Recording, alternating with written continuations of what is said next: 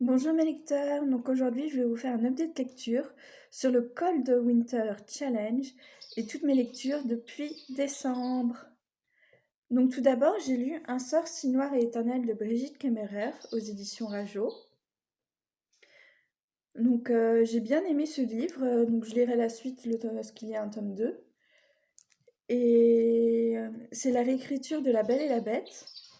Et c'est l'histoire d'Harper, une jeune femme handicapée, qui vient s'interposer pour sauver une jeune fille et qui va se faire enlever à sa place par Gray, le mystérieux commandant de la garde du prince Reine, qui est victime d'une odieuse malédiction.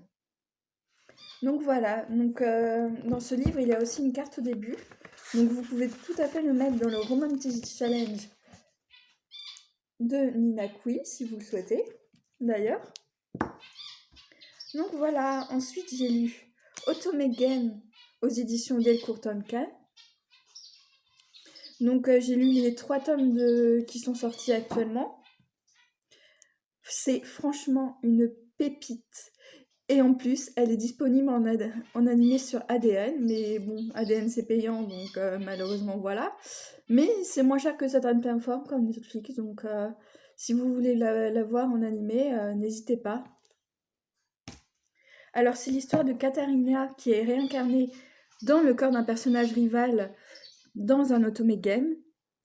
Et elle s'en souvient en se cognant la tête, et dès lors commence une quête pour ne pas finir morte ou en exil. Tintintin. Donc je vais vous montrer quelques images. Donc là c'est quand elle est petite, hein, et qu'elle se cogne la tête. Donc voilà par exemple.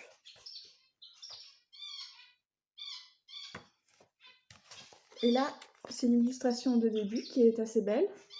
Donc moi franchement j'adore cette histoire, c'est vraiment une pépite. Donc allez le lire s'il vous plaît. Donc voilà. Donc ensuite j'ai lu Mercredi sous les flots de Garsnix. Donc c'est le tome 3.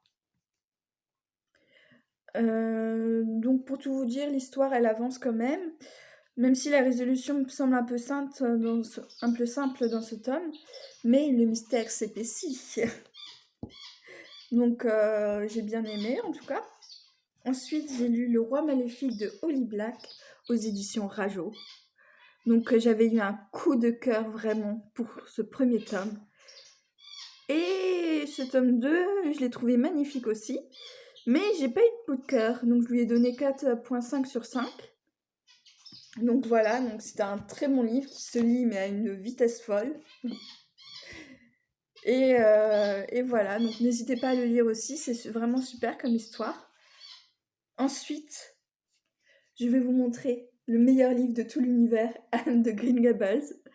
Donc franchement, si vous ne connaissez pas l'histoire d'Anne, c'est une petite orpheline qui va être peut-être adoptée par un frère et une sœur. Et franchement, mais cette fille, elle a une imagination, mais c'est juste, mais magnifique. Et on ne s'ennuie jamais dans cette histoire. Et ça touche tellement vos sentiments. Moi, j'ai pleuré en lisant ce livre, à la fois de joie et de tristesse. Moi, je ne pleure assez rarement pourtant, mais ce livre m'a fait pleurer. Et c'est vraiment une pépite, donc n'hésitez pas à le lire. Donc Anne de Green Gables, aux éditions Toussaint l'Ouverture. Donc n'hésitez pas à le lire, en plus il est magnifique comme objet livre. Ensuite j'ai lu Switch Love d'Akane Ogura. Donc j'ai lu les 4 tomes de la série. Et j'ai bien aimé, mais bon, c'est pas une série qui m'a transcendée. Donc c'est l'histoire de 2 amis d'enfance dont l'un va se transformer en fille pour certaines raisons biologiques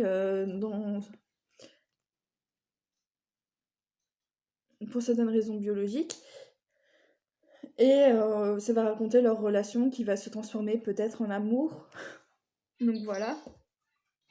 Et ensuite j'ai lu aussi La Belle et la Bête en BD, mais c'est un livre que j'ai abandonné très vite parce que ça retraçait vraiment juste le film animé et ça n'apportait absolument rien à l'histoire.